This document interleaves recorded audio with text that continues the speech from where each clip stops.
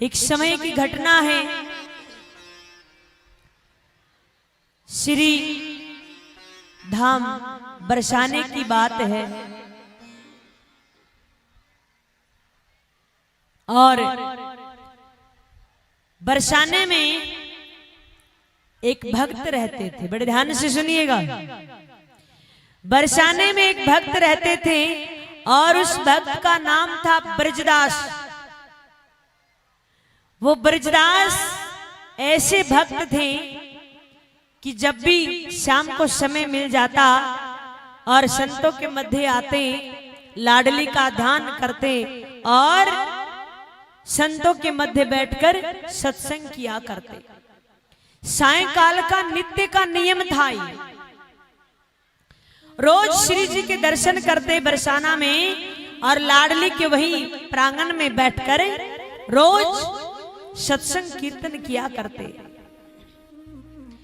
एक दिन क्या हुआ, एक संत नंदगांव जाना चाह रहे थे और कहा, ब्रजदास सुन,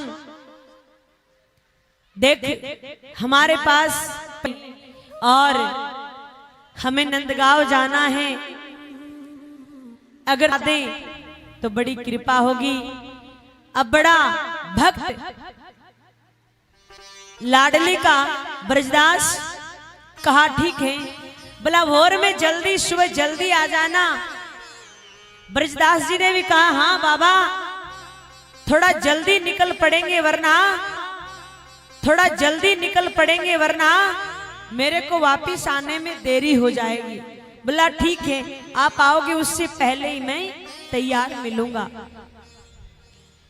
अब ब्रजदास जी आ गए, सुबह आए। ब्रजदास जी ने मन में विचार किया, बाबा को छोड़कर 9-10 बजे तक आ जाऊंगा। क्यों? क्योंकि तपती दोपहर पड़ती थी, जून जुलाई का महीना था। सोचा मैं जल्दी छोड़कर बाबा को जल्दी आ जाऊंगा, लेकिन महाराज बाबा ऐसे पोटली तो बाबा की ब्रजदास जी ने अपने सर पे रखी और गोपाल जी थे। बोला, बाबा ने कहा गोपाल जी को तो मैं लेकर चलूंगा, चल।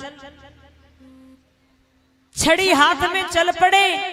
अब बाबा थोड़ा चले और फिर बैठ जाए। क्यों? बाबा को सांस की बीमारी थी। पैर जून जुलाई का महीना, ब्रजदास ने पांव में चप्पल नहीं पहन रखी, नंगे पांव। जैसे तैसे करते करते चलते आशा थी कि 9-10 बजे तक वापिस आ जाऊंगा।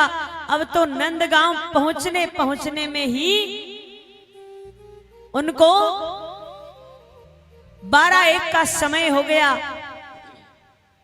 जैसे ही नंदगांव पहुंचे और एक मंदिर, एक छोटा सा आश्रम देखा, कहा हाँ ब्रजदास, हम यहीं आना चाहते थे, आजा, हमारा सामान यहीं उतार दे। उतार दिया सामान। संत ने कहा रुक ब्रजदास, दोपहर बहुत हो चुकी है, मैं तेरे लिए कुछ खाने के लिए हूं और तू थोड़ा जल पी ले। अब जैसे ही कहा जल पी ले, ब्रजदास के नेत्रों से आंसू झलक आते हैं। बाबा से मना कर देते हैं कि नहीं बाबा, मैं जल नहीं पीऊंगा। क्यों? क्योंकि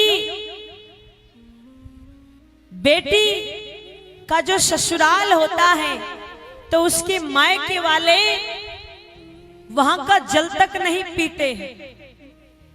तो ब्रजदास अपने आप को क्या मान रहे हैं कि हमने यहां राधा दी है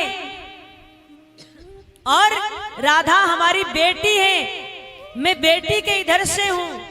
तो कहते हैं कि अब ना कहना यहां बाबा जलपान की है, बहुत जो करे रक्षा ईमान की, अब ना कहना बाबा जलपान की। बाबा इच्छा नहीं है, क्यों अच्छा नहीं लगेगा? यहाँ पर हमने राधे को दे रखा है। जानते हैं यहाँ पे बाबा नंद के सुत को ब्याही सुता प्यारी वर्षभान की, और अब ना कहना यहाँ बाबा जलपान की। क्यों? क्योंकि नंद बाबा के यहाँ जो बेटी है वर्षभानु जी की, वो हो उनके बेटे के साथ शादी की है। हम यहाँ पर जलपान नहीं करेंगे। तपती दोपहर का महीना, नेत्र सजल हो जाते हैं संत के कि भाइये पाँव में जूतियां नहीं है, पाँव में चप्पल नहीं है, तपती दोपहर है, जून जुलाई का महीना है और जलपान भी नहीं कर रहे हैं। कितना सुंदर भाव है कि हम कन्हैया के ससुराल वाले हैं। जब जाने लगे पता लगा संतों को ससुराल से दास जी को होश नहीं है, और दौड़े दौड़े कहां पहुंच जाते हैं? राधे लाडली के महल पहुंच जाते हैं। राधे लाडली की सखियां बैठी हुई थी और जैसे ठाकुर जी को देखा तो कहा, बताइए कैसे आना हुआ? बोला क्या बताऊं, आप कुछ मत पूछिए, आपकी याद में और रास्ते में एक भगत को मूर्छा आई हुई है, चलिए उसकी मूर्छा दूर करिए। राधे लाडली दौड़ी आती है ठाकुर करिए, राधे लाडली दौड़ी आती है ठाकुर जी के साथ, मूर्छा तोड़ने करती है। और अब लाडली आते समय क्या किया? हाथ में जल लेकर आती है। क्यों? क्योंकि उनको बड़ी जोर से पी है। क्यों?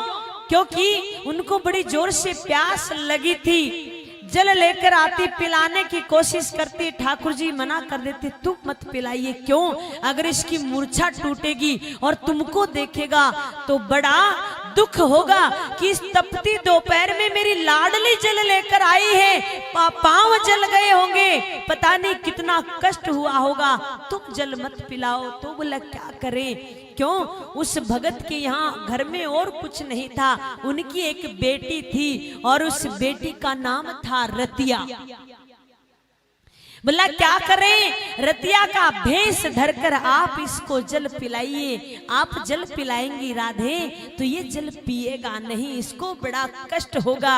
अब श्री राधे क्या करती है? उनकी ही पुत्री रतिया का भेष धरती है और आवाज लगाती है, पिताजी पिताजी आप जल पीजिए ना। थाली में भोजन लेकर आती है, कहती है पिताजी आप भोजन करिए ना, मैं भोजन लेकर आई हूँ। और जैसे ही अपनी बेटी रतिया की आवाज सुनते हैं ब्रजदास जी, तुरंत मूर्छा खुल जाती है और जल का लोटा लेते हाथ में, बड़ी कृपा करी तू जल लेकर आई है, तूने बड़ी कृपा करी, जल पीते हैं। और वो भोजन की थाली वहीं छोड़ देती है रतिया और कहती है, सुनो पिताजी घर पे कुछ मेहमान आए हैं, मैं जल्दी जल्दी घर जाती हूँ, आप आराम से आते रहिएगा।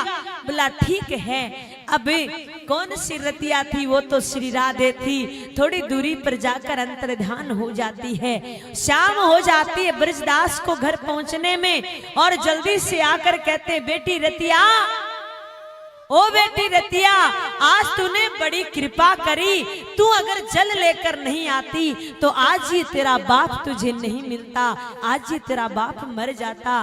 रतिया कहती, पिताजी कौन सा जल, कौन सा भोजन?